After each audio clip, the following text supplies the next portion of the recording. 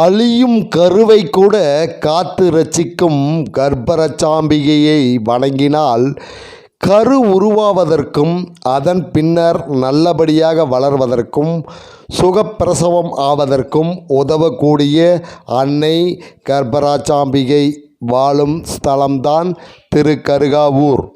இது தஞ்சாவூர் மாவட்டத்தில் உள்ளது. எப்படி வணங்க வேண்டும் என்று நான் சொல்கிறேன். குழந்தை இல்லை என்ற கவலையே உங்களுக்கு இனி இருக்கக்கூடாது. நம்பிக்கையோடு செய்ய வேண்டும். அவளே கதி என்று அவள் பாதங்களில் சரணடைந்து விட வேண்டும்.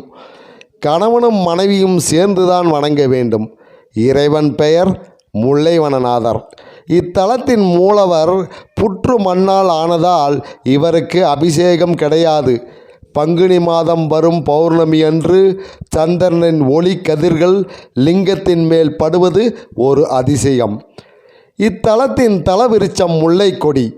முல்லைவனநாதரின் உடம்பில் இன்றும் முல்லை கொடி தழும்பு உள்ளது.